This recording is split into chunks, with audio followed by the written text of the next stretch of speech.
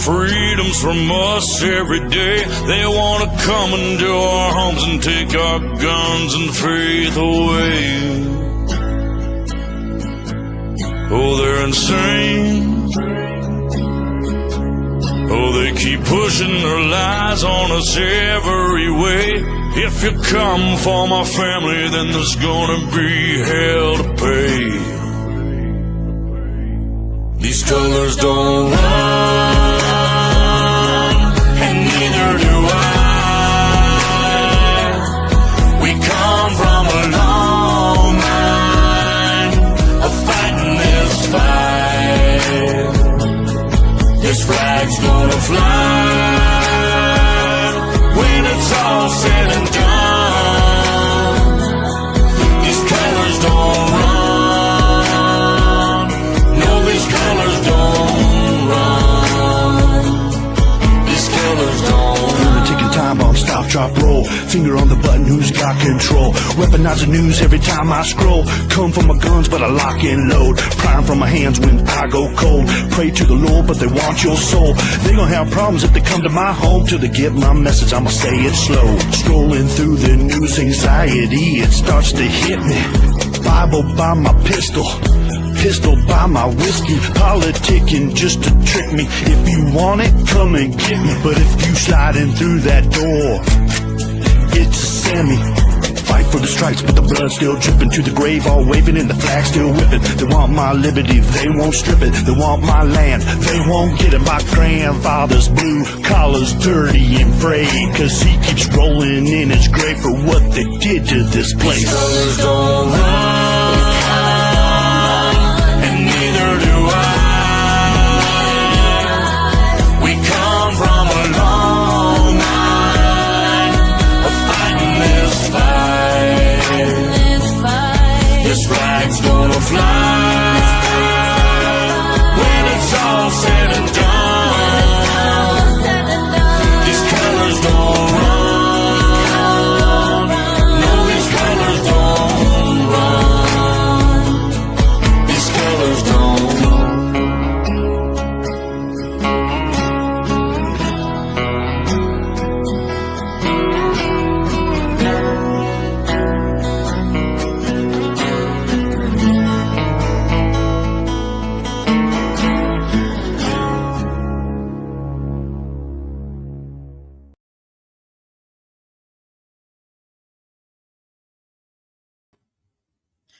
Hey everyone, good to see each and every one of y'all, every one of my family.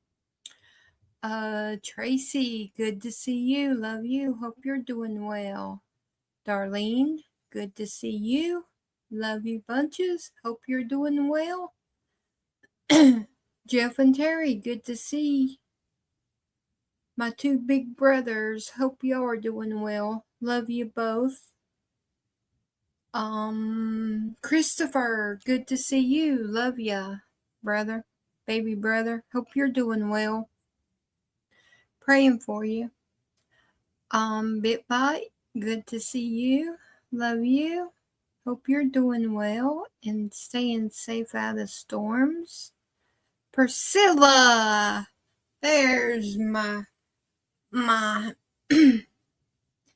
hillbilly / redneck sister. Good to see ya. Hope you're doing well. I love you. And then we've got Susan on Rumble, the first one. She loves me the mostest. That's what it is. She loves me the mostest on Rumble. Good to see you. Love you, Susan. Hope you're doing well and staying safe. And then Bitbite on Rumble also. Good to see you again. Love you again. Oh, yeah, Priscilla. Oh, let me see. What? Oh, tonight's Thursday night. Yeah, I was gonna do I'll be playing the movie on I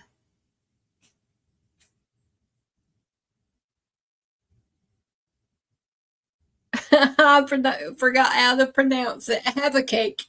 Have a cake. I'll be doing a video on have a cake. And if you would, please keep Gator Girl in your prayers, that God completely heals her and that she gets feeling better so she can be here with her family. We love her and we miss her. And Gator Girl, if you're listening, God's got you. All these prayers going up for you. God's got you. And we love you and we miss you. Let me see. Now, let me see what if I didn't find much, but let me see. Because I stopped by, this time I took Sky with me. We stopped by to see my aunt today when I got off from work. She wanted to see Sky, so we stopped by and I let her see Sky. Then we went to go check on my dad. And then we came home. Alrighty. Christopher, I hope you're doing well also. Been praying for you. You better be good too. I know you are. Or they'd already have you kicked out on your ears. Okay, let me see. Oh, which one? This was sent to me. This is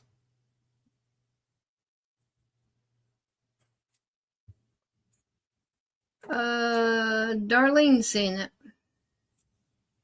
So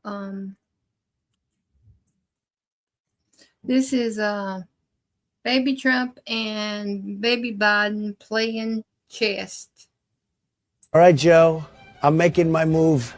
Very strategic, very calculated. I'm taking your bishop. What bishop, Jack? The one that was right there, Joe. Are you eating the pieces? Come on, man. They look like candy. The little horse one was delicious. That's a knight, Joe. You don't eat it. You move it. What about this big one? Like This one looks candy. important. Don't.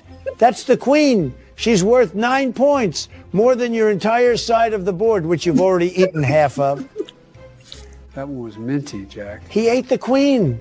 The game's been going 4 minutes and he's consumed more pieces than he's moved. I'm playing chess. He's having a snack. The whole thing's a disaster. Oh, and somehow I'm still losing. Oh, me. That'd be me. I'd be. This tastes like cherry. I'd be eating it all up.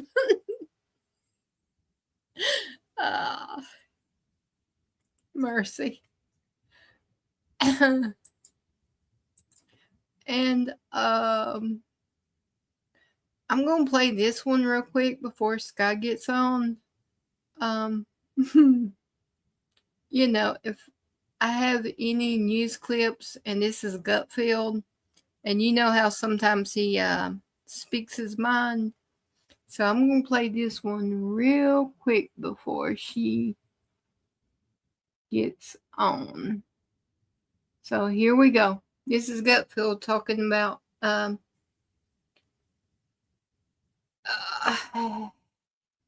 investigations. Did the Biden DOJ know the SPLC was doing this?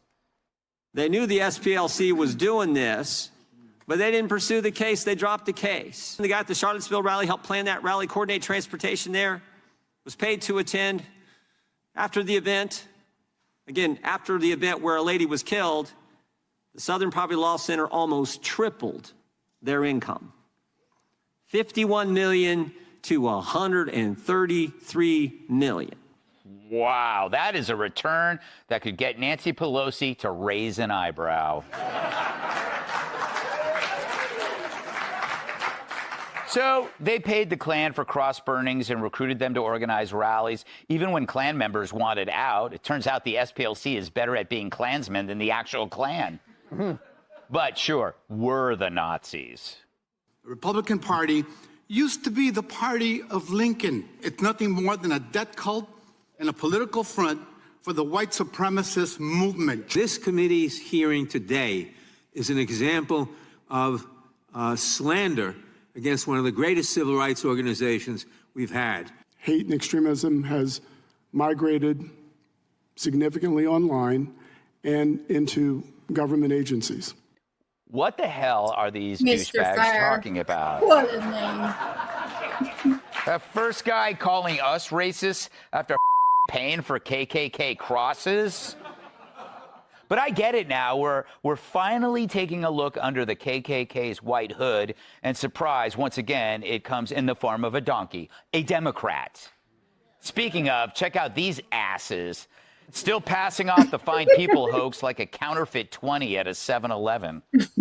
In Trump's America, white supremacists at the Charlottesville rally are, quote, very fine people. We are so upset about Charlottesville.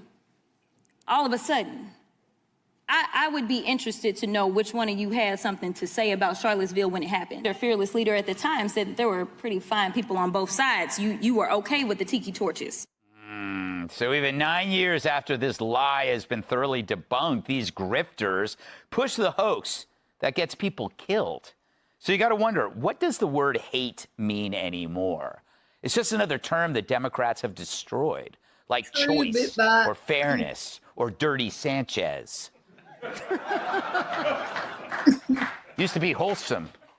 The SPLC took the label hate and they slapped it on everything they could fundraise off of.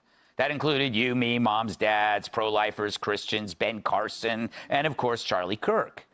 Meanwhile, when an honest-to-God violent misogynist shows up with a bona fide Nazi tattoo on his chest, the Dems overwhelmingly pick him. How did that happen?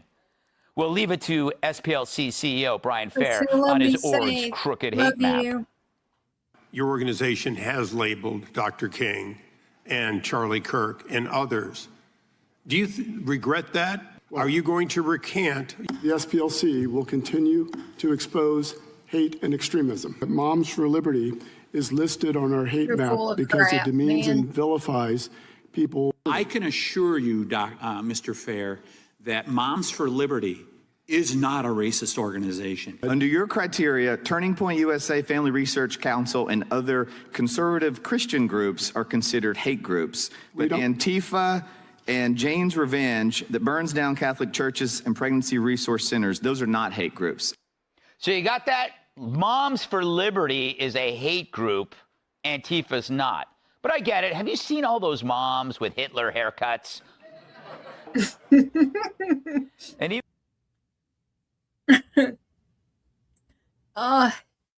like I said, he speaks truth, but sometimes the way he goes about it is sort of, on the shady side. So I have to limit my viewing time of him. Let me see. What else we got? Well, it's true, darling.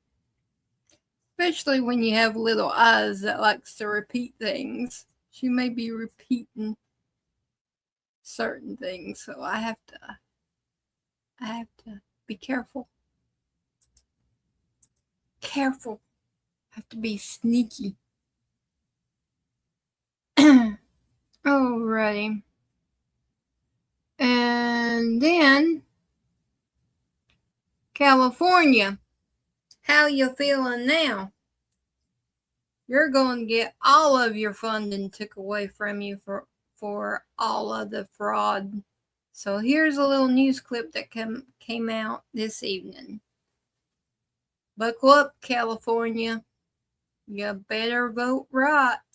Cutting off tens of millions of dollars in federal funding for a Los Angeles agency that provides services to the homeless. It's part of the administration's wider crackdown on fraud. David Spunt is live in Washington. He's got more on all of that for us. Hello, David. Hello, Sandra. Good to be with you. The taxpayer money going from where I am in Washington, D.C. to Los Angeles was cut off a few hours ago. Housing and Urban Development will no longer pay tens of millions of dollars to fund the Los Angeles Homeless Services Authority, known as LAHSA, while an investigation is underway. According to a 13-page letter first obtained by Fox News, LAHSA has received nearly $1 billion from HUD in taxpayer money since 2021. The letter goes on to quickly point out that Los Angeles County has withdrawn funding for the agency. The city of L.A. is considering doing the same. According to the letter, turning over billions of dollars from American taxpayers to an organization under investigation and suspected of gross misuse of federal funding and obvious fraud does nothing to reduce homelessness. Indeed, diverting dollars from worthy programs to LAHSA merely makes the homeless crisis worse. Now, homelessness is a real problem in L.A. and other parts of California. It became a central focal point for Republican mayoral candidate Spencer Pratt's campaign, though he ultimately was defeated at the polls. Steve Hilton, the Republican candidate for governor, also focusing on that crisis across the state. By the numbers, $953 million allocated in fiscal year 2025-2026, 43,699 unhoused homeless people in the agency and approximately 22,000 per person. These are according to agency numbers. Now, Mayor Karen Bass, who's running for another term, says it's a priority. Her critics say she's not done enough in her first term to help people get off the streets into their own homes. And Sandra, I'll end with this. The letter ends with a notice to the agency to request a hearing within 30 days, but threaten criminal or civil penalties if any for the information in the letter is false. We reached out for LAHSA for comment. We've not heard back yet. Sandra? Okay, David Spunt with that update. Thank you, David. John? Thank you. Yay. Taking some action by not sending tax money to all these fraudsters. Priscilla, that crack in the window.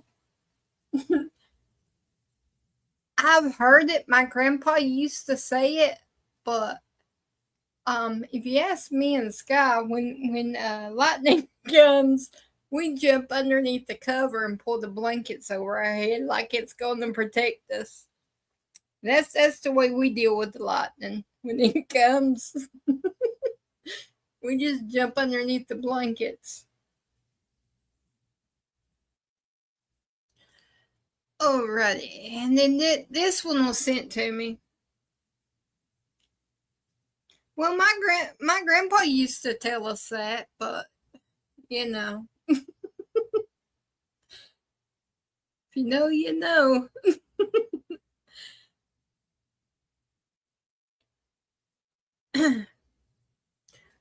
This is Belfast gets arrested and slips away. So here we go with this little clip that was sent to me.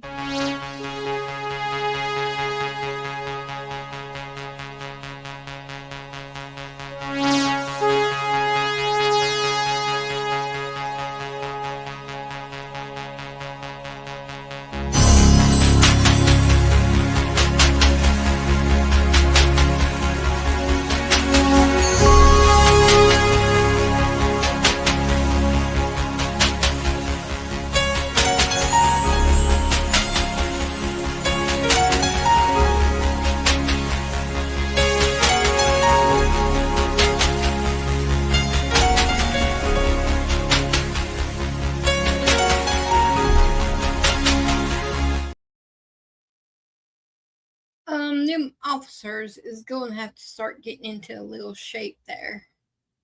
You can't let people slip away like that. It's not nice.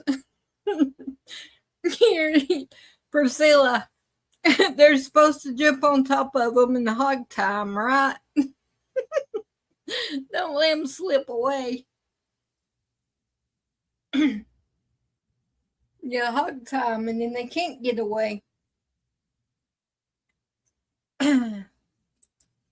Let me see. And then y'all know a Clay Clinton. He's nominated, Trump nominated him for our Director of National Intelligence. So here's a little update on that. President Trump pulling Bill Pulte's nomination as Director of National Intelligence and announcing Jay Clayton for the role instead. Mark Meredith has got the breaking news from the White House. Clayton, quite a well-known fellow.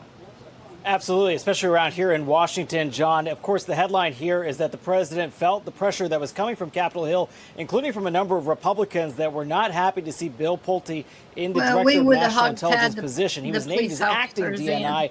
What this does is set up the nomination for, as you mentioned, Jay Clayton, the U.S. Attorney for the Southern District in New York. He was also the chairman of the SEC, the Securities and Exchange Commission, during the president's first term. I think it was 2017 to 20. He is well known around Washington, obviously in the legal circles. Also had served, I believe, on the board of American Express. The question, of course, here is, will this propel Congress to move quickly on this nomination? Tulsi Gabbard, who had been confirmed for this job, obviously was going to be replaced, and she had announced that she would be leaving, the president going in a different direction, and she was expected to leave by the end of this month.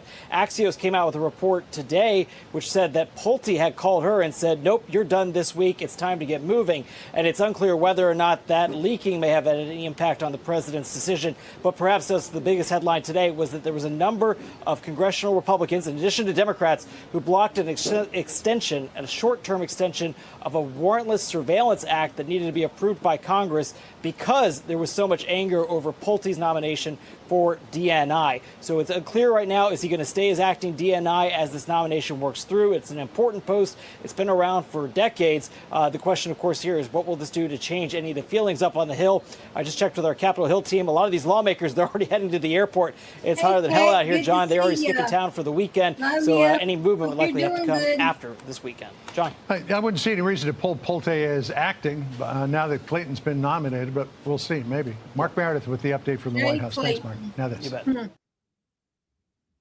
I have no idea who he is. I'm not, I should be getting better on it, but I'm clueless, Priscilla. Hey, Dee, good to see ya. Love you, brother. Hope you're doing well. But I'm sorry, I don't know who I just know he's from New York.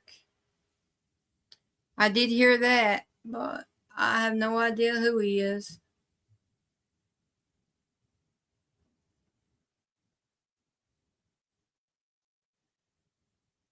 Alrighty, I got one more, and it should be time for just about time for the national anthem. And this national anthem, so y'all can wonder, Sky picked it out. She says, Mama, you ain't asked me to help you. I said, well, honey, can you help me? I got you, Mama. So this national anthem is the one Sky picked. So if y'all don't like it, complain to BitBite. Okay, here we go with Officer Tatum. He's speaking out about the trial in Texas. With more reaction is Brandon Tatum, podcaster, former Tucson police officer. Brandon, you heard what Nick just described. Race at the center of this. The Black Panthers were on site. I mean, at some point, this becomes all performance theater. And they said the trial itself was about racism. Now, from the start, watch this. Black sisters and brothers, black kings and queens, we gotta stick together. This makes no god sense. That young boy, he was defending his god self. Just like they doing this to Carmelo, guess what? It could be your child, little kids out here, it could be you. They say that it's not about race, but there was not one god black person on that jury. It was automatically about race. I don't want to hear that bull. Brandon, the screaming notwithstanding, is there any there? Well, Laura, this is when you're raised to be a propagandist and you're raised with lies and hatred and true racism, because I think the racism is coming from one side. How in the world could you listen to the facts of this case, watch what transpired, and you're claiming that Carmelo Anthony is a victim just because he's black? Because none of the facts match up to what they're saying. If you bring a knife to a track meet that does not belong there, someone tells you to get out of their tent, which is customary. I played football. I ran track in the state of Texas. You don't go and sit in somebody's tent. That's an affront to the team that the tent belongs to. And then once they ask you to leave, you don't just leave. You say, touch me and see what happened, while having a knife in your bag. Then you take the knife in a disproportionate amount of force, saying that someone just touched you or pushed you, and you decide to stab them in the heart and kill them. And those things contribute to the verdict being guilty for murder. And then the witnesses, they don't want to talk about how the witnesses, and many of them were black, and they were saying that Carmelo was wrong. So it's funny or interesting that they do not believe in facts because they want race to be the central point of this case, and it is not. If you take the race out of the case, Carmelo Anthony was wrong through and through. The verdict was correct. He was found guilty of murder. Okay, Priscilla, and they should sentence him accordingly. This kid murdered another young man for no reason. Yeah, and the idea that you have to have a black person on a jury to get a fair verdict, like a number of white people can't be fair. I mean, that makes no sense. The Supreme Court never bought that either. Brandon, thank you very much for your insights. So, I like Officer Tatum. I've followed him for a long time. I like him.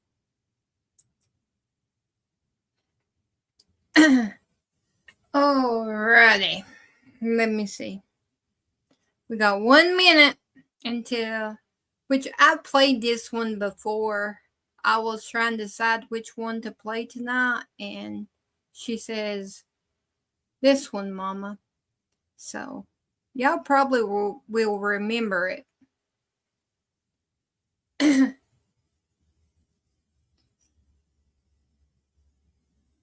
La di da la la la la la la la.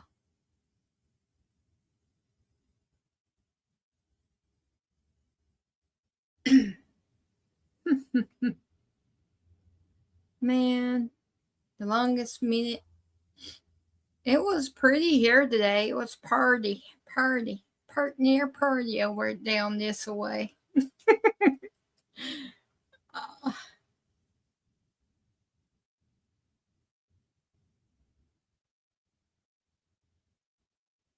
Yep, it was, Priscilla. 3, 2, 1.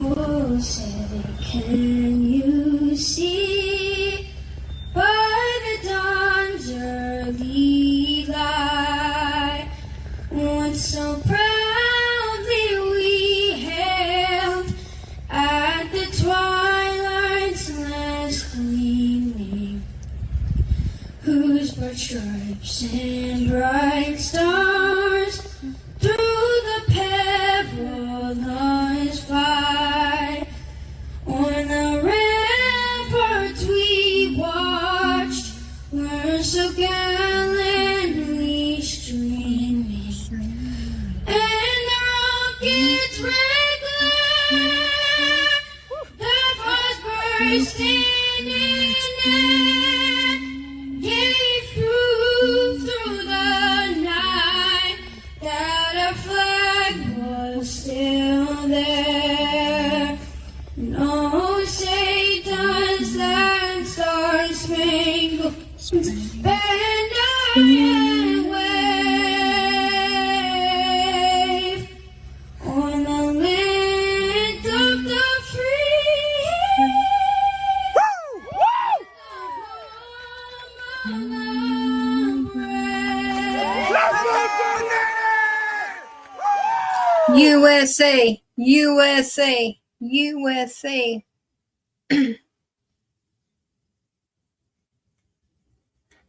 So, let's see. Okay. I'm going to go ahead and start the movie. Y'all ready? Y'all ready for...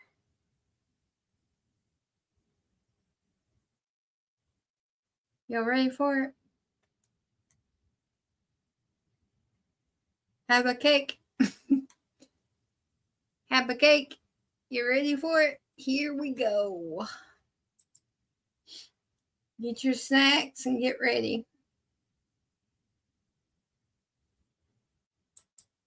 Share.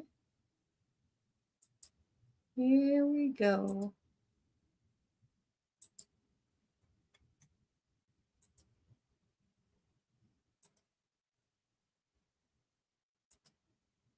The story of Habakkuk begins differently from other prophetic books. Instead of announcing judgments to the people or bringing specific messages from God, the prophet initiates a direct and profound dialogue with the Creator himself, a dialogue that many might consider bold or even dangerous. Habakkuk does not speak to the people of Judah, he speaks to God.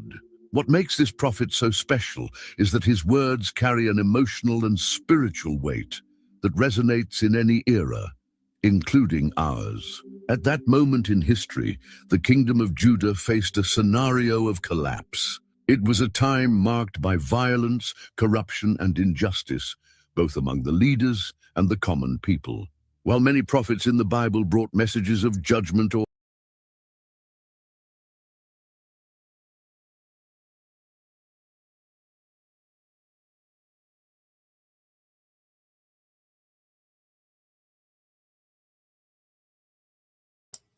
Oops, I'm so sorry. Forgive me.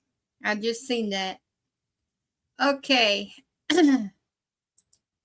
I forgot. I'm sorry. Lord, forgive me. Okay. Our military soldiers, rest in peace. Thank you for your service, and thank you for giving the ultimate sacrifice.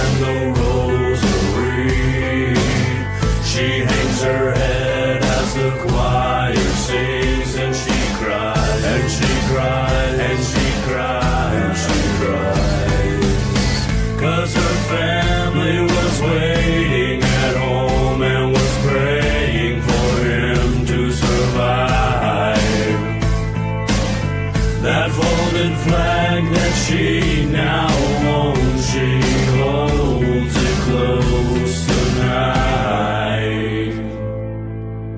Shots ring out, another angel cries.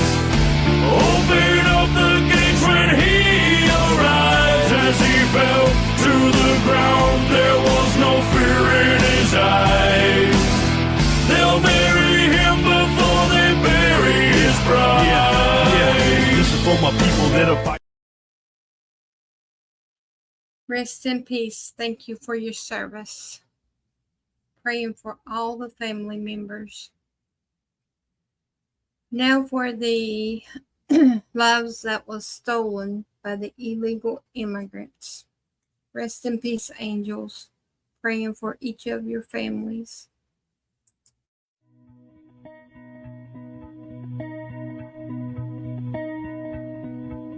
Tell me, what does it look like in heaven? Is it peaceful? Is it free like they say?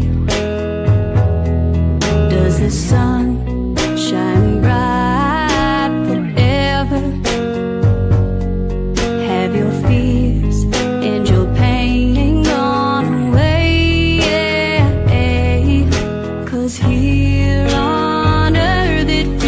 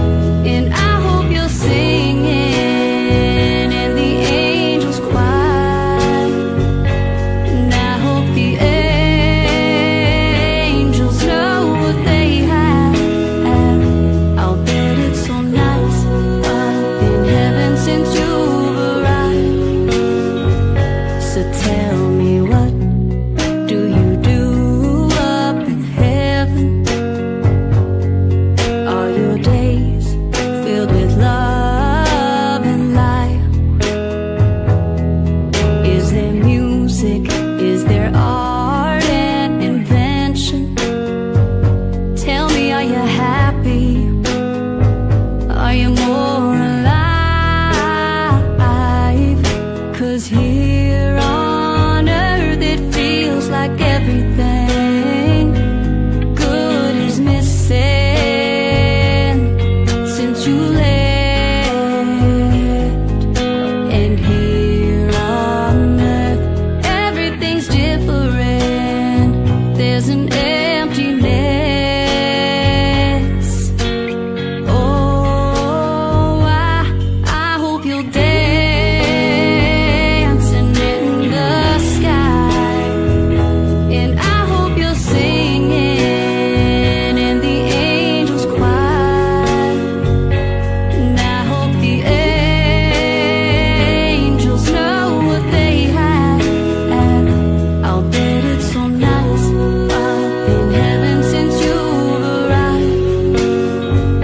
I hope you're dancing in the sky, and I hope you're singing in the angels' choir, and I hope the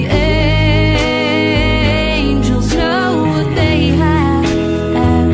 I'll bet it's so nice up in heaven since you've arrived, since you've arrived.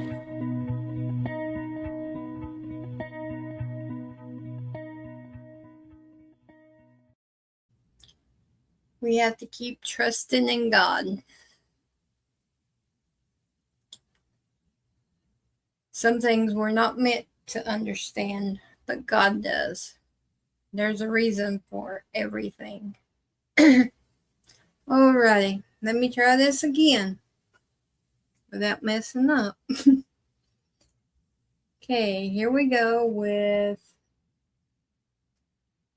our video.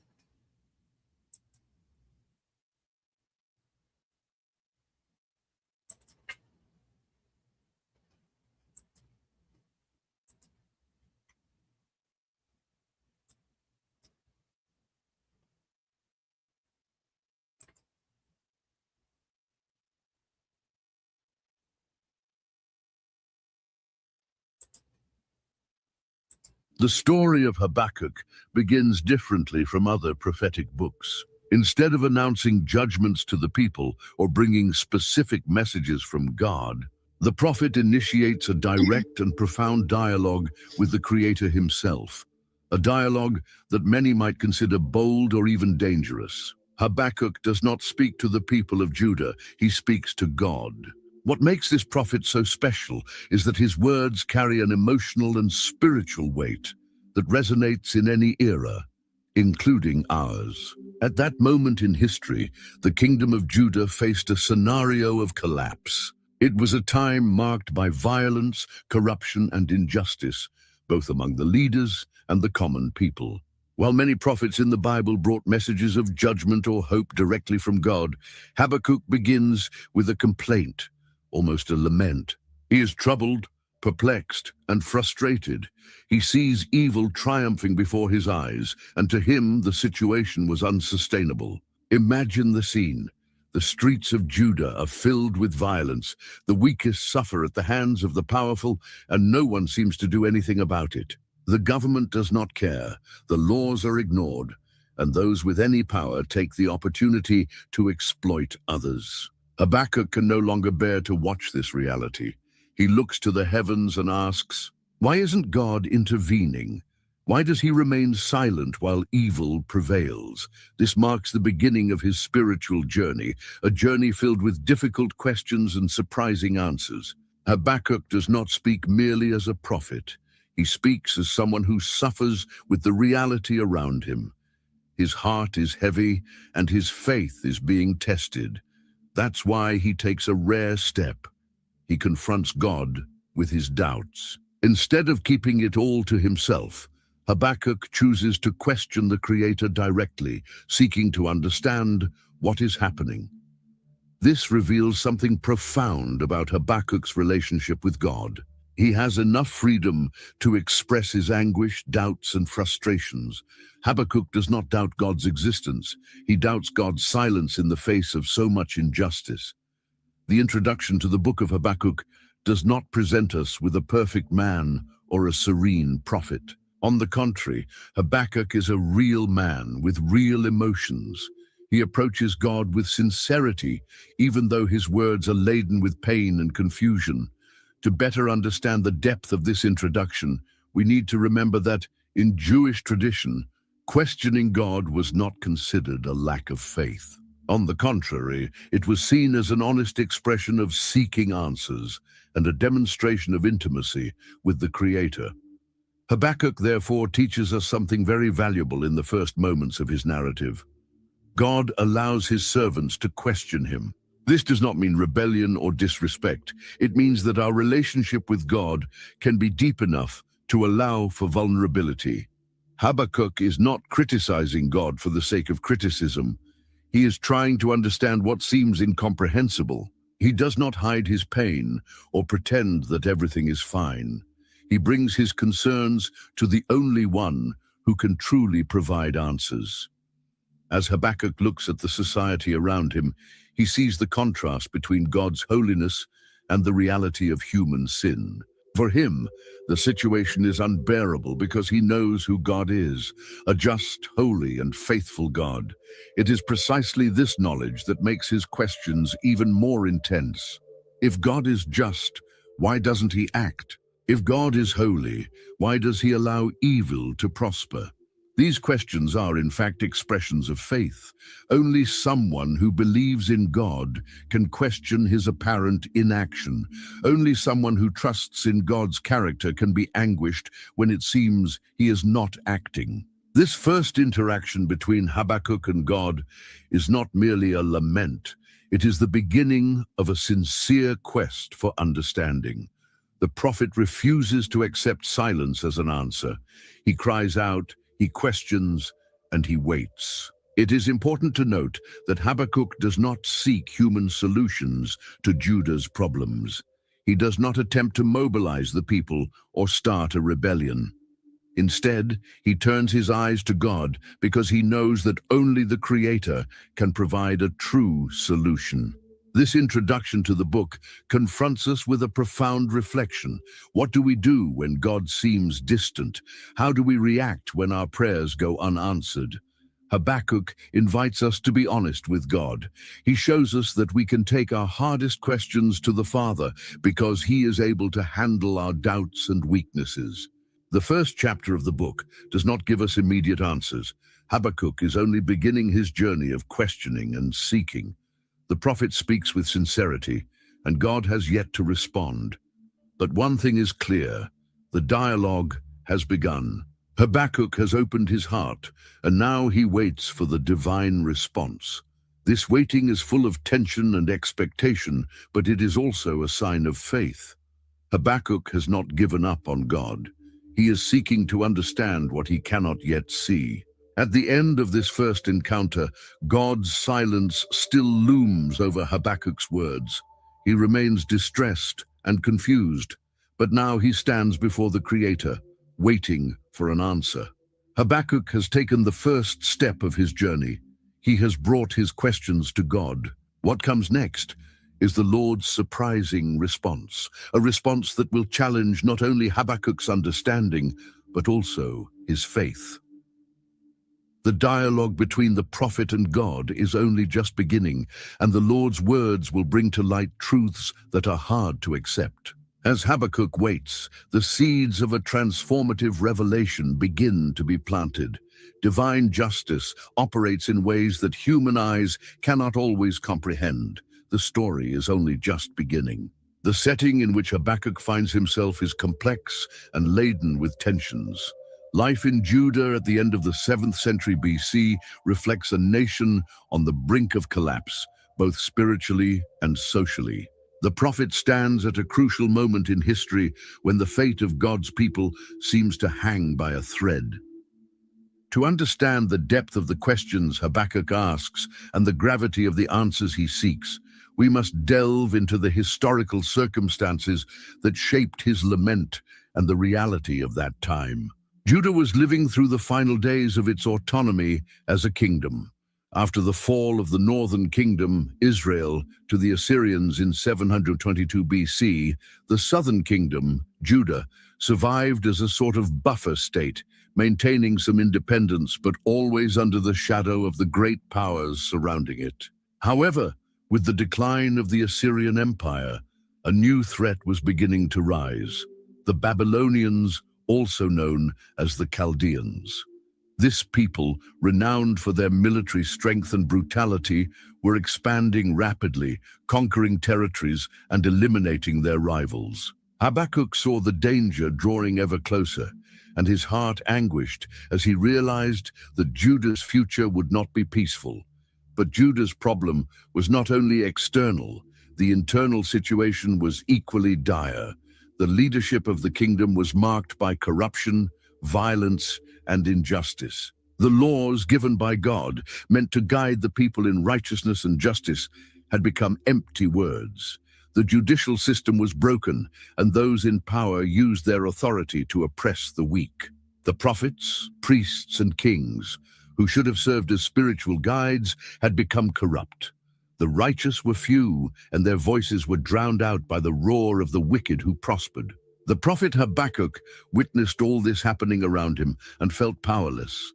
He saw the poor being exploited, widows and orphans being forgotten, and violence becoming the common language in Judah's streets. Political and military alliances failed, and the people's faith seemed to deteriorate. Fewer and fewer people trusted God, and true worship gave way to empty rituals or pagan practices. Meanwhile, on the international stage, Babylon was emerging as the unstoppable force. Under the leadership of Nebuchadnezzar, the Babylonians swept away the remnants of the Assyrian Empire and crushed Egypt, becoming the new superpower of the Middle East. Their military campaigns were swift, relentless, and extremely violent. The fame of the Chaldeans spread like a tempestuous wind, bringing fear and submission to every nation in their path. For Judah, this new empire posed a direct threat. As a prophet, Habakkuk was not blind to this reality. He knew that God could use powerful nations to discipline his people, as had happened before. However, the idea that God would allow such a cruel and pagan people to be the instrument of judgment against Judah was something the prophet simply could not comprehend. Here Habakkuk's anguish deepened. On one hand, he saw the wickedness within Judah, where the rich abused the poor and violence became routine.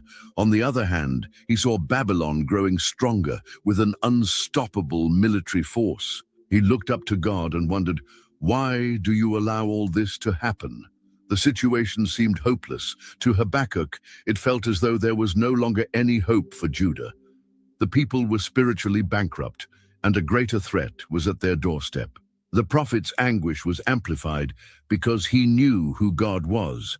He knew the God who had delivered Israel from Egypt, who had guided his people through the wilderness and established them in the promised land. This God was just, holy, and faithful. So how was it possible for him to remain silent in the face of such sin and suffering? How could the God of justice allow evil to prosper, both within Judah and beyond? For Habakkuk, these questions were not theoretical. They were deeply practical and personal. He was witnessing the collapse of his nation and felt abandoned. This tension between God's holiness and the reality of human sin is the backdrop for the entire dialogue Habakkuk would have with the Lord. The prophet knew that God was sovereign and that nothing escaped his control.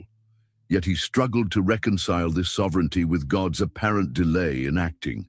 The silence of God seemed deafening. Habakkuk cried out, but to his eyes the prayers were unanswered. The nation was sinking and the enemy was approaching.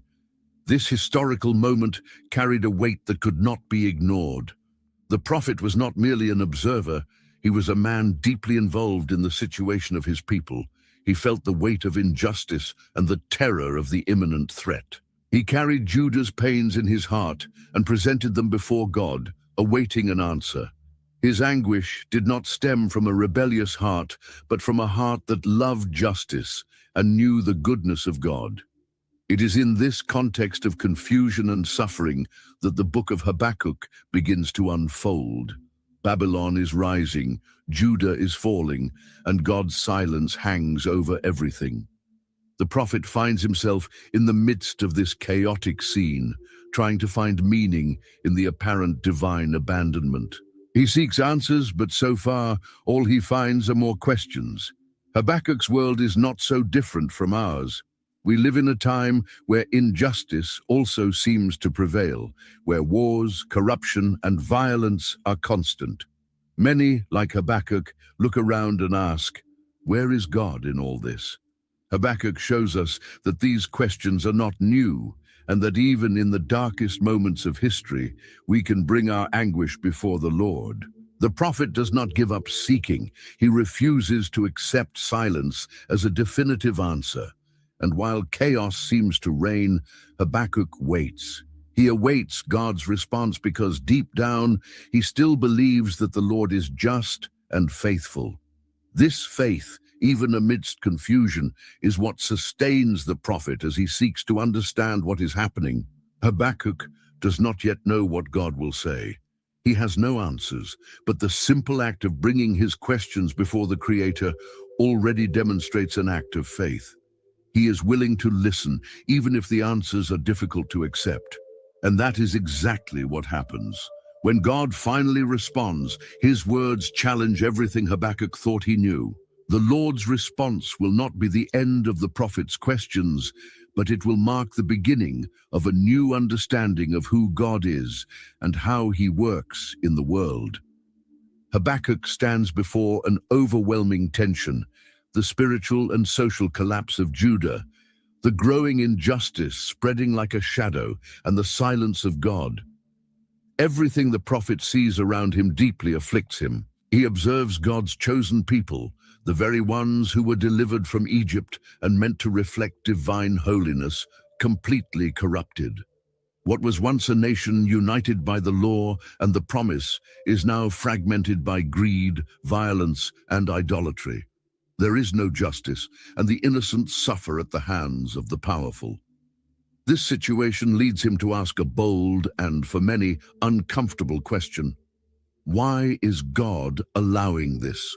In the first chapter, starting from verse 2, Habakkuk begins his dialogue with God, expressing his frustration in words charged with emotion and despair.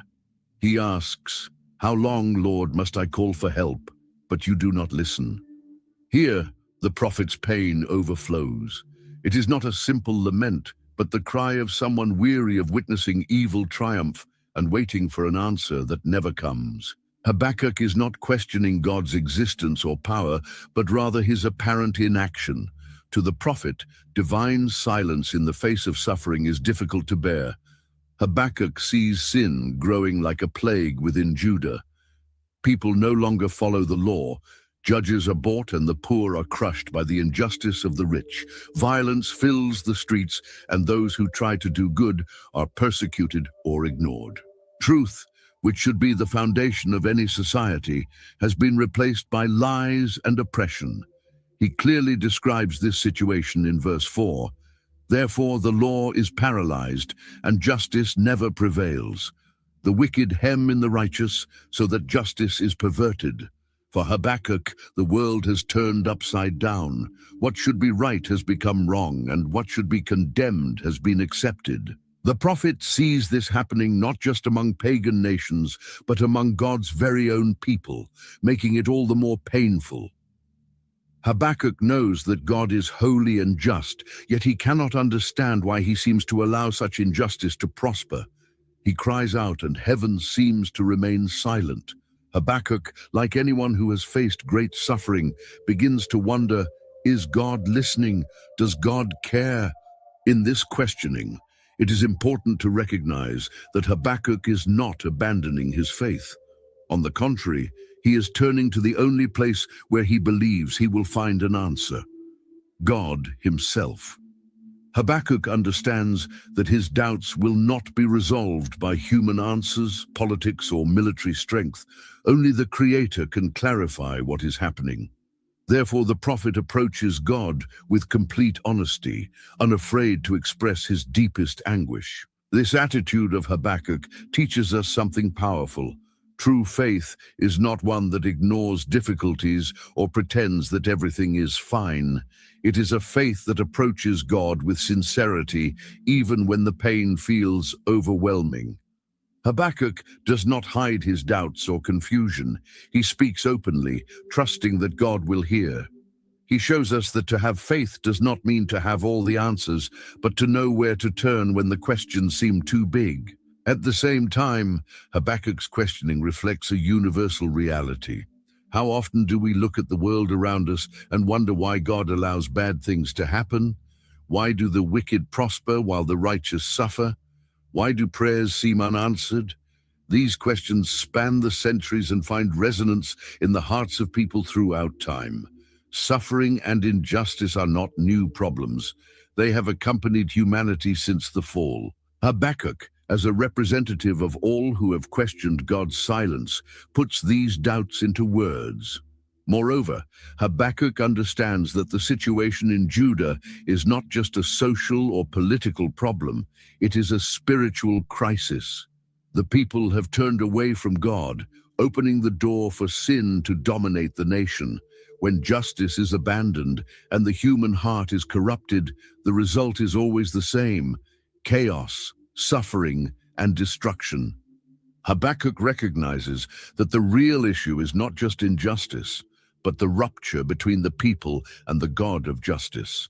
Yet he still cannot understand why God allows this to continue.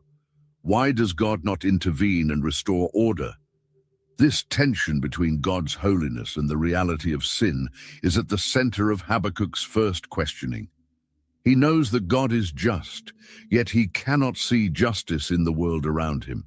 He knows that God is faithful, yet he cannot comprehend divine silence.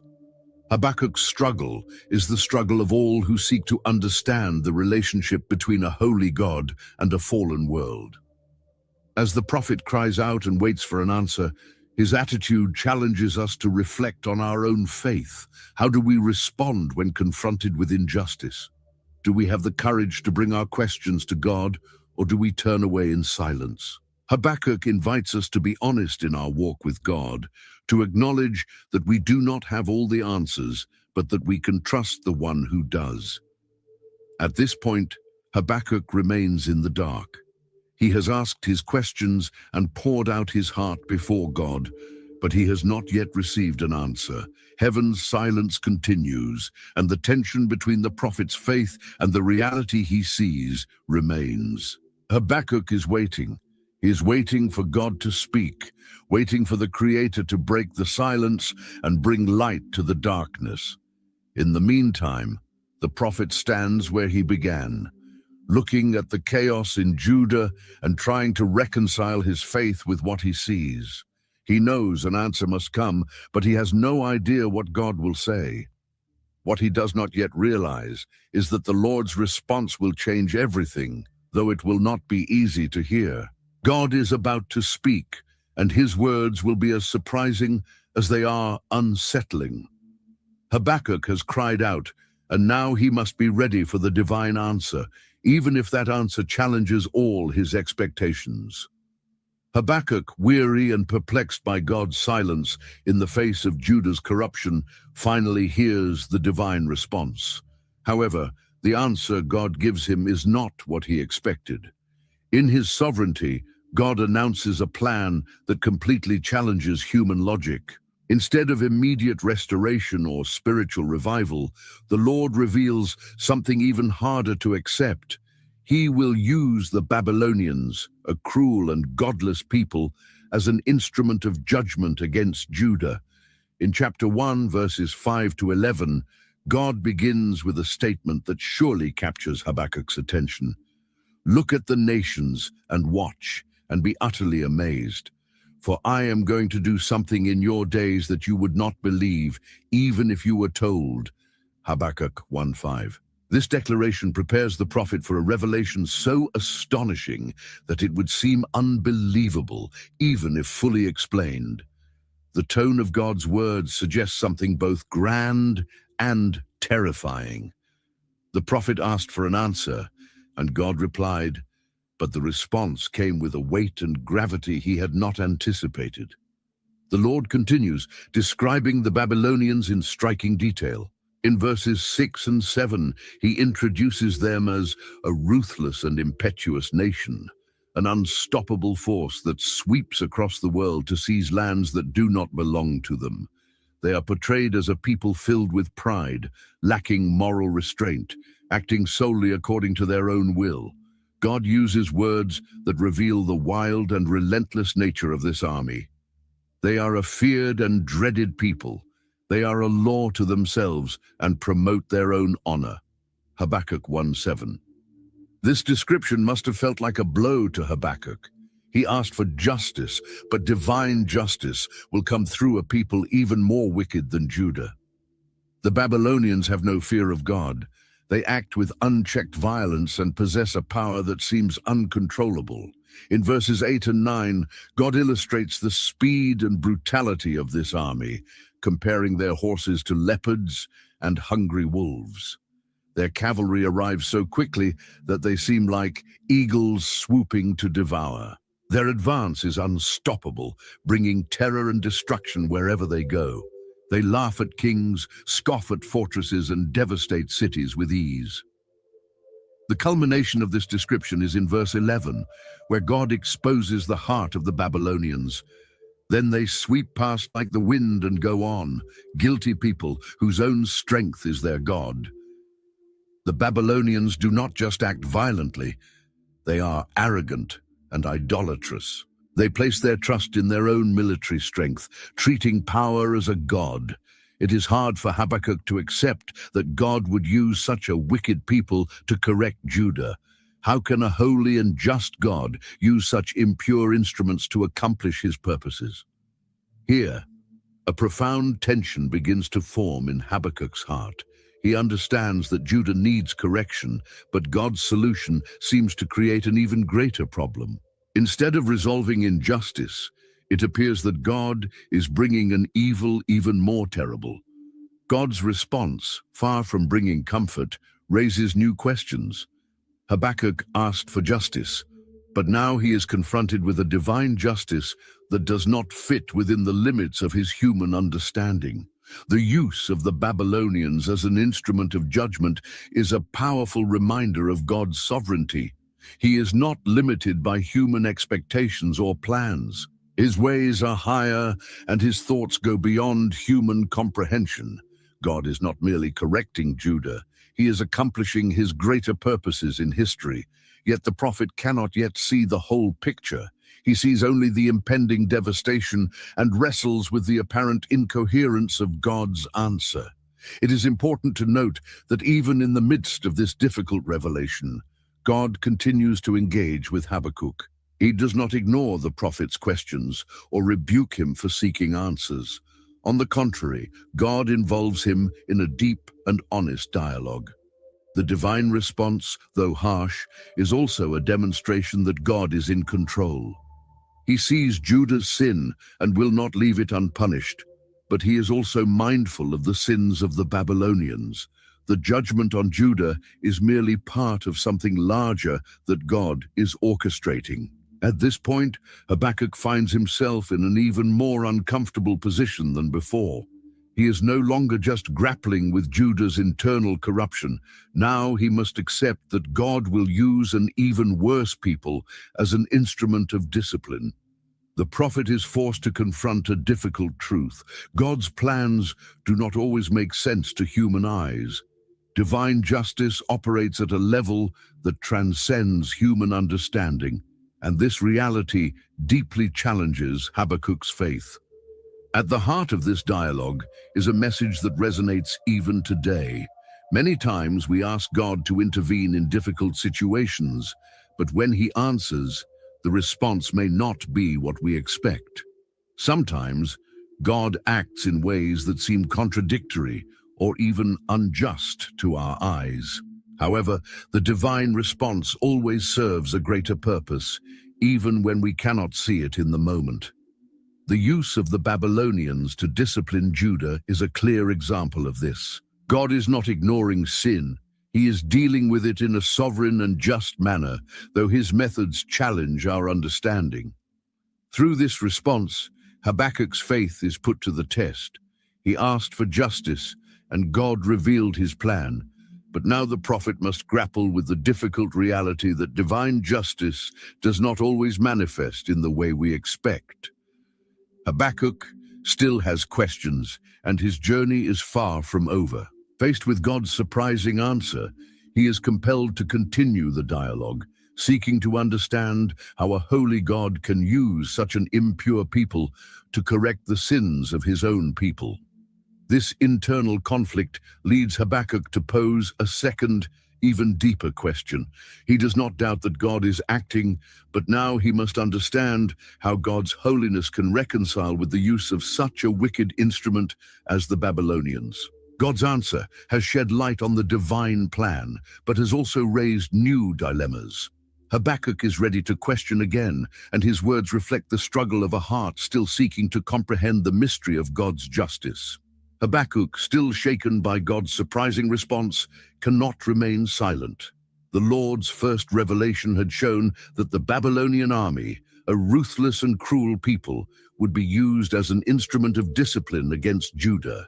However, upon hearing this, the prophet wrestles with an even deeper and more disconcerting question. How can a holy and just God allow such a wicked nation to punish a people who, despite their sins, still belong to the Lord? In chapter 1, starting from verse 12, Habakkuk resumes his dialogue with God. He begins by acknowledging the Lord's eternal and sovereign nature, as if trying to reaffirm his faith amid his confusion. Habakkuk declares, "Are you not from everlasting, O Lord my God, my Holy One? We shall not die. O Lord, you have appointed them for judgment. O Rock, you have marked them for correction." Habakkuk 1:12. At this moment, the prophet recalls God's covenant with his people. He knows that the Lord will not completely destroy Judah because his promise of faithfulness endures. God does not abandon his own. Yet he also recognizes that judgment is necessary and that the Babylonians have been allowed by God to bring correction. However, the prophet cannot reconcile two seemingly opposing realities. How can a pure and holy God, who does not tolerate evil, use such a corrupt nation as an instrument of justice? In verse 13, Habakkuk candidly expresses this difficulty with striking sincerity. Your eyes are too pure to look on evil. You cannot tolerate wrongdoing.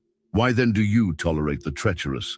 Why are you silent while the wicked swallow up those more righteous than themselves?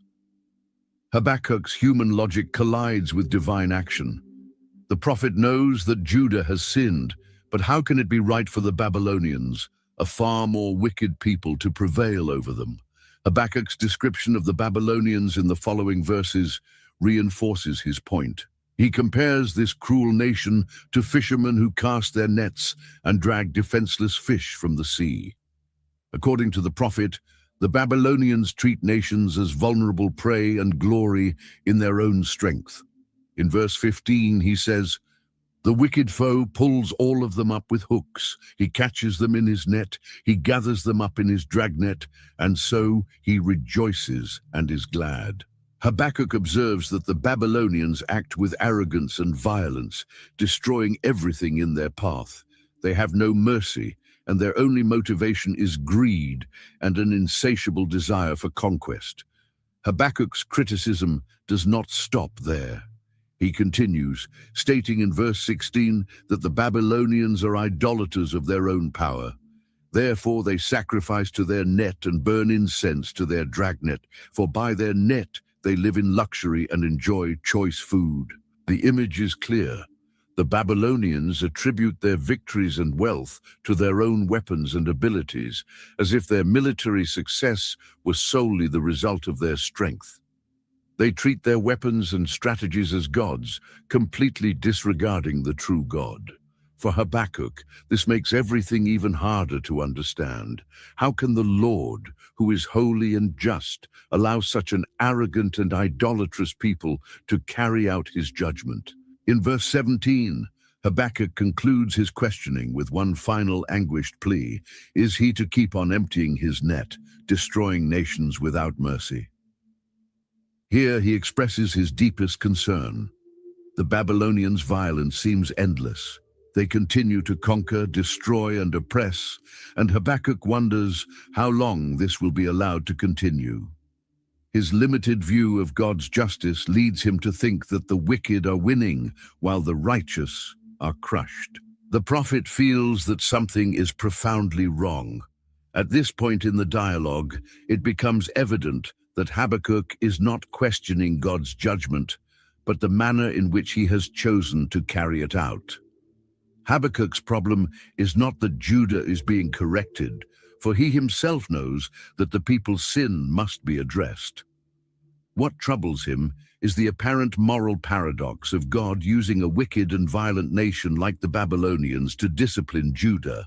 In his mind, this seems to contradict the Lord's holiness and purity.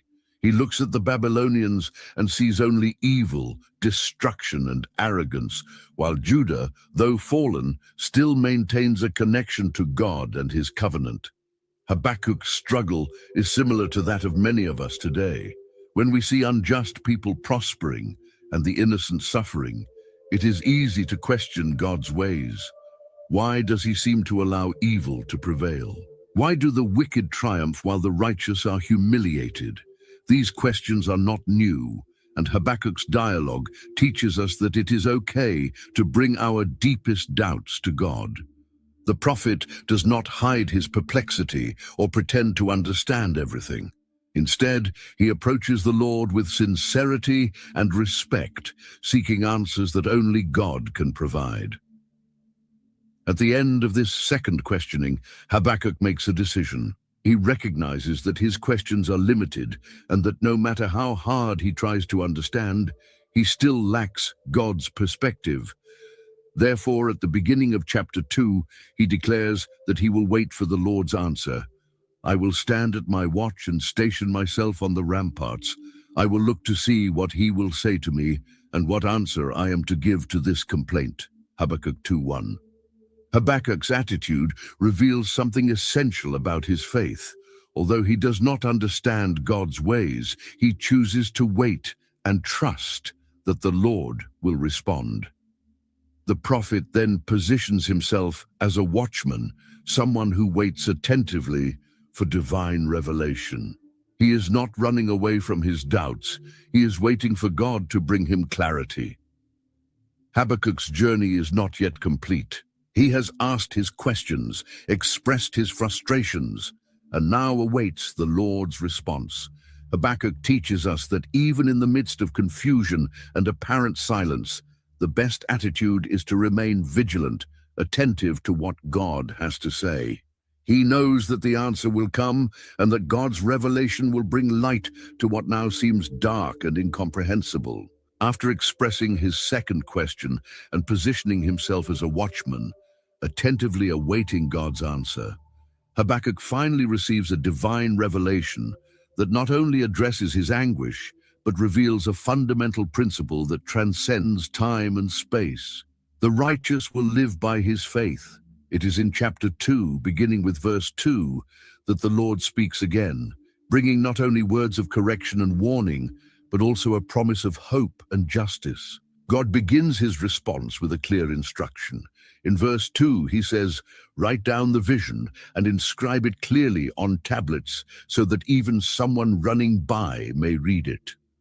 The Lord commands Habakkuk to record the vision permanently because what is being revealed is not just for him, but for everyone who needs to know and understand God's ways. This command symbolizes the importance and certainty of divine revelation. It is true, immutable, and will be fulfilled at the appointed time. What Habakkuk sees is not only for his generation. It is a message that speaks to all ages, to all who seek answers amid chaos. Next, in verse 3, God clarifies something essential about the timing of his actions. For the vision is yet for the appointed time. It hastens toward the goal and will not fail. Though it delays, wait for it will certainly come and will not be late. This statement brings both relief and a challenge. On one hand, God assures that his plan is unfailing and that justice will come. On the other, he teaches Habakkuk and all who read these words about the necessity of waiting. God's actions are neither rushed nor delayed. They are always on time. Even if it seems slow from a human perspective, God's promise is steadfast. This verse is an invitation to patience and trust, even when everything around seems to be falling apart. Habakkuk is learning that genuine faith is not circumstantial. It does not depend on immediate answers or a complete understanding of the situation. True faith is anchored in God's character, in the certainty that he is sovereign and faithful, even when his ways seem hidden to us. In verse 4, God reveals to Habakkuk the phrase that would become the centerpiece of the book's message and one of the most impactful declarations in all of Scripture. Behold, his soul is proud. It is not upright within him, but the righteous will live by his faith. Here, the Lord makes a crucial distinction between two types of people. On one side are those who live with hearts full of pride, trusting only in themselves, like the Babylonians. These people are described as not upright, indicating that their posture before God and the world is marked by arrogance and independence. They believe that their strength and power make them invincible, but their destiny is destruction. On the other hand, there is the righteous, the one who chooses to live by faith. This is the key to God's response and the heart of the revelation to Habakkuk. The righteous do not live by circumstances, human logic, or self-reliance. They live by faith in God, even when everything around them seems to collapse. The word faith here carries the idea of fidelity, trust, and perseverance. It is the certainty that God is in control, regardless of what the eyes can see. The righteous are those who not only believe in God, but live according to that belief, trusting the Lord in times of prosperity, and most importantly, in times of adversity. God's revelation to Habakkuk is a direct answer to his questions and doubts. The prophet had questioned how the Lord could use a wicked people like the Babylonians to bring judgment upon Judah. Now God makes it clear that the Babylonians, despite their apparent strength and success, will not escape divine judgment. In the rest of chapter 2, the Lord details the sins of the Babylonians and the punishments that will fall upon them. The wicked may seem invincible for a time, but their end is determined. They will be destroyed because they trust in their own strength and live for themselves. However, the righteous will follow a different path. The righteous will live by faith, enduring trials and standing firm in the confidence that God will fulfill his promises. This truth resonates deeply, not only for Habakkuk, but for all generations who face moments of crisis and uncertainty. God's message is timeless.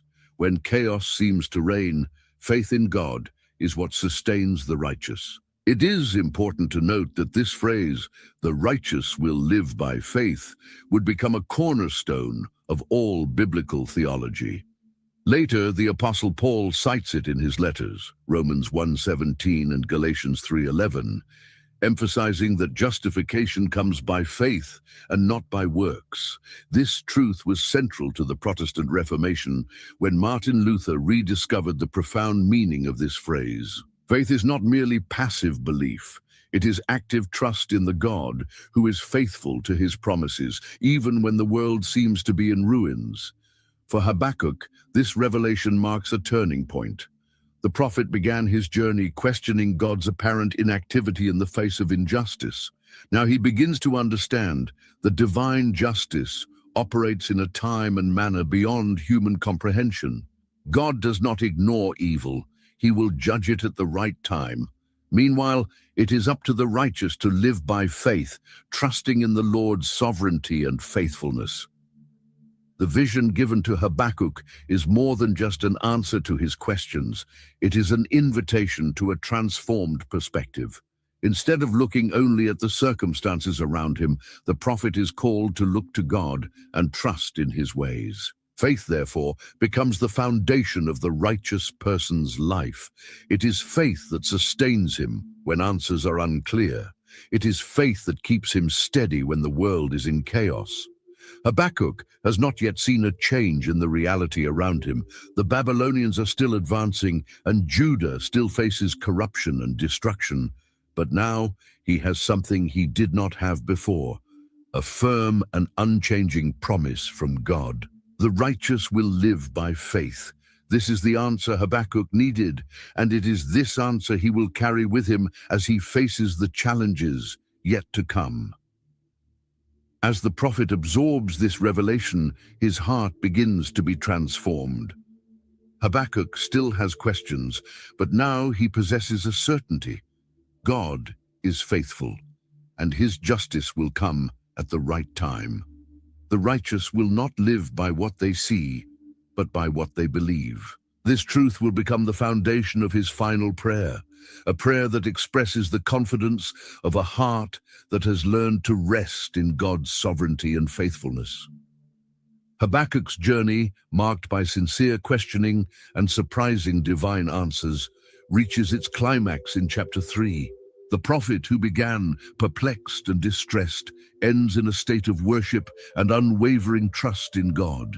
This deep transformation did not occur because the circumstances around him changed, but because his vision of God was completely renewed. Habakkuk learned that, even in the midst of calamity, the righteous live by faith, and this faith sustains them as they await the fulfillment of God's promises. Chapter 3 begins with a prayer from Habakkuk, described as a song in verse 1, a prayer of Habakkuk the prophet on Shigionoth. This introduction already suggests something significant. Habakkuk's final prayer is more than a simple request. It is praise in poetic form. The prophet is not merely speaking to God, but exalting him with words that express his total surrender and trust. His heart, once full of unrest, now pours out in worship. In verses 2 and 3, Habakkuk begins his prayer by recalling God's mighty acts in the past. He says, "Lord, I have heard of your fame. I stand in awe of your deeds. Repeat them in our day. In our time, make them known. In wrath, remember mercy." These words reveal the prophet's transformed posture. He is no longer dominated by doubt or fear, but acknowledges God's power and sovereignty, asking for his works to be displayed once again. Habakkuk remembers God's great interventions in Israel's history: the exodus from Egypt, the crossing of the Red Sea, and the miraculous victories in the wilderness. He knows that the God who acted in the past remains the same God who reigns in the present and the future. This recollection of God's character and works brings the prophet to a place of deep reverence. He recognizes that even in the midst of divine judgment, there is room for mercy. Habakkuk does not ask God to cancel his judgment, but in acting to also display his compassion. This balance between judgment and mercy reveals the spiritual maturity the prophet has gained throughout his journey. Habakkuk now understands that God's ways are just, even when they are hard to accept. In the following verses, 3 through 15, Habakkuk describes a majestic vision of God's manifestation. He uses grand and poetic imagery to express the Lord's glory and power. God appears as a triumphant warrior whose presence shakes all of creation. In verse 3, he declares, "God came from Teman, the Holy One from Mount Paran. His glory covered the heavens, and his praise filled the earth." These geographical references, Teman and Paran, point to the wilderness where God led his people during the Exodus. Habakkuk's language connects the present revelation with God's past manifestations, as if the prophet is witnessing the same God who delivered Israel, moving once again with power and glory. The vision continues with awe-inspiring descriptions. In verse 6, Habakkuk states, He stood, and the earth shook. He looked and made the nations tremble. The ancient mountains crumbled, and the age-old hills collapsed. But he marches on forever. These words show that God's power transcends all human and natural forces. Before the Creator, mountains, hills, and entire nations are but dust. God's sovereignty is eternal, and nothing can stand against him. This vision of grandeur and majesty helps Habakkuk understand that God is in absolute control, even when the world seems chaotic. In verses 12 to 15, Habakkuk describes divine intervention as an act of salvation. He says in verse 13, "You came out to deliver your people, to save your anointed one." The prophet realizes that although judgment is inevitable, the ultimate purpose of God's actions is the salvation of his people. God will not allow his people to be completely destroyed. He will intervene at the right time to bring deliverance. This declaration brings profound hope, as it shows that God will not abandon those who trust in him.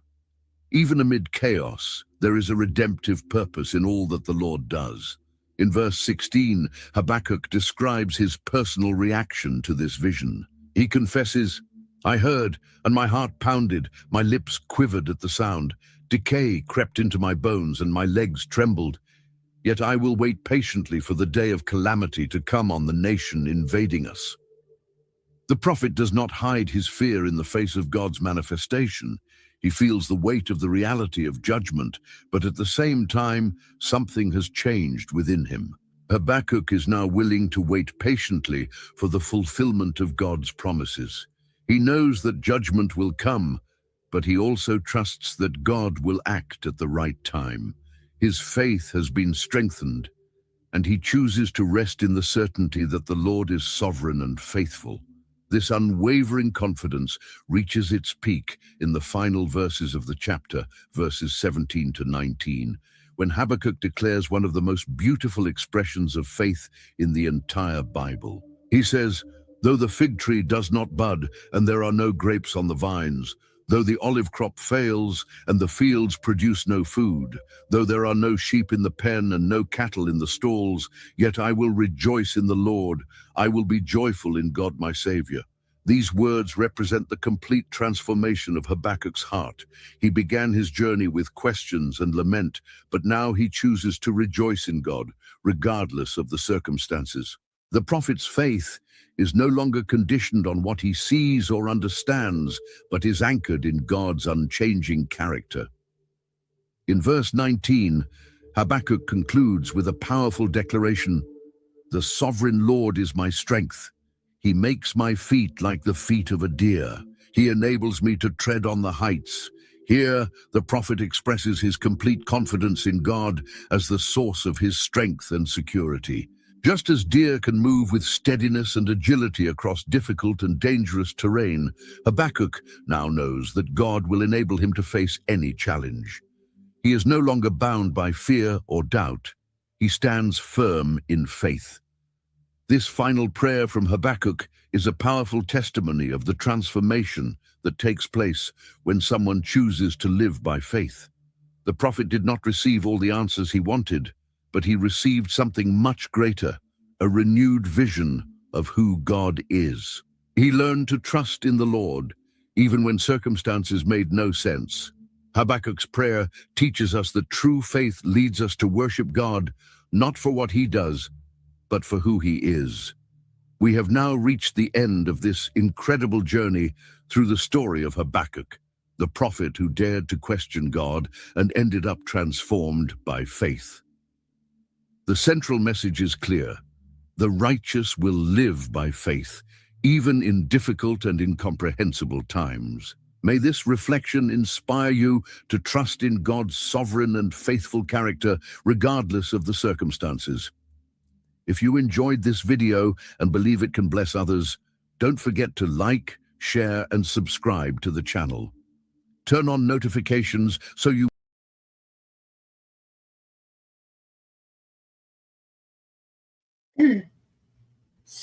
So, y'all heard all of Habakkuk. So tomorrow we will do the study guide, and it's the 15 question one, so it's going to be short. And then we'll discuss about Saturday. So, I'd like to thank each and every one of y'all for being here. My whole family, YouTube and Rumble.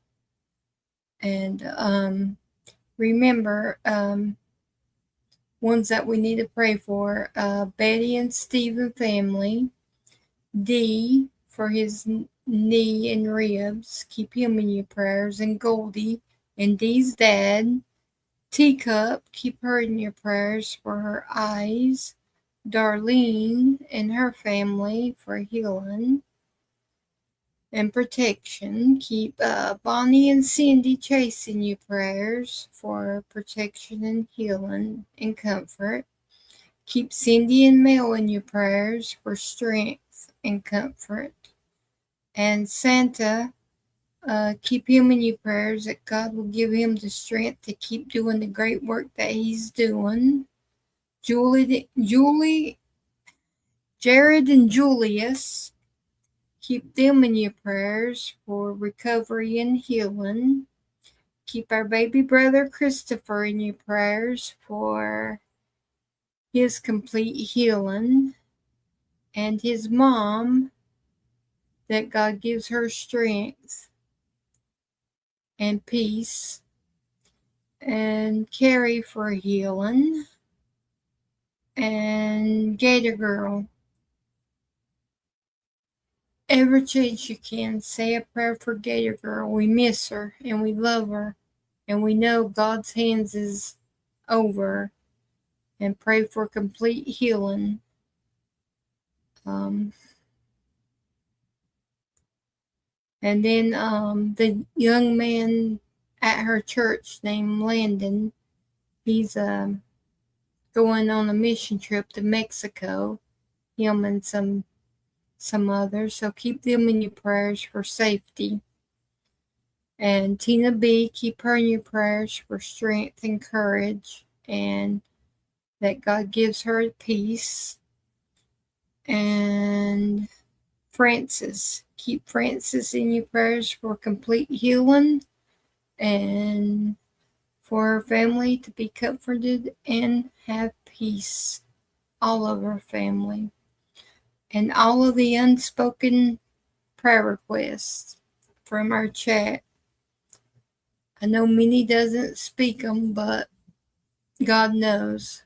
And if God places one of our chat members in your heart or on your mind, stop and pray for them. There's a reason.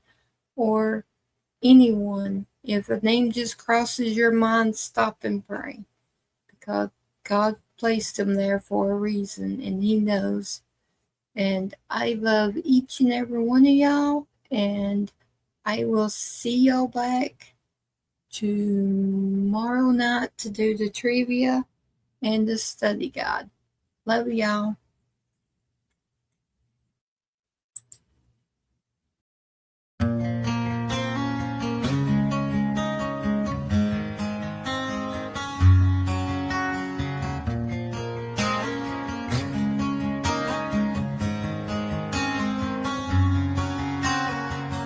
Every step I take, every stride I make, I look around, sometimes I feel alone. Think about this life I live, only so much time to give. I'm on the run into the unknown. The line I'm walking is a straight one, outside I say it ain't fun. I'm not here to impress anyone. Chasing dreams ain't always what it seems. We only get one life, sometimes it's hard to see. Making a difference might be my deliverance. When it comes to freedom, yeah, that's where I find it. The hard path in life can be a lonely one. Not too many walk this road I'm on.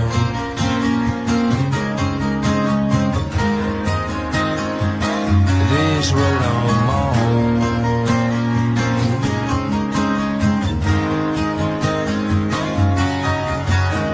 Head down since I left town, sorry for the letdown. Don't know the next time that I'll be around. When I ask myself why I do what I do, there's a couple reasons, yeah, I can count a few. To all the ones that are proud of me, to all the ones that doubted me, thanks for watching my dreams become reality. Chasing dreams ain't always what it seems. We only get one life, sometimes it's hard to see. Making a difference might be my deliverance. When it comes to freedom, yeah, that's where I find it. The hard path in life can be a lonely one. Not too many walk this road I'm on.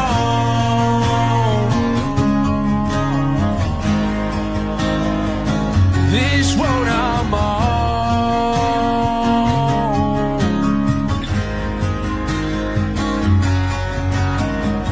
Chasing dreams ain't always what it seems. We only get one life, sometimes it's hard to see. Making a difference might be my deliverance. When it comes to freedom, yeah, that's where I find it. The hard path in life can be a lonely one. Not too many walk this road I'm on.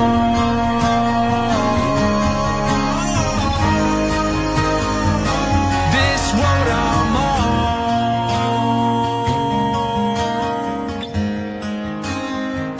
This road I'm on.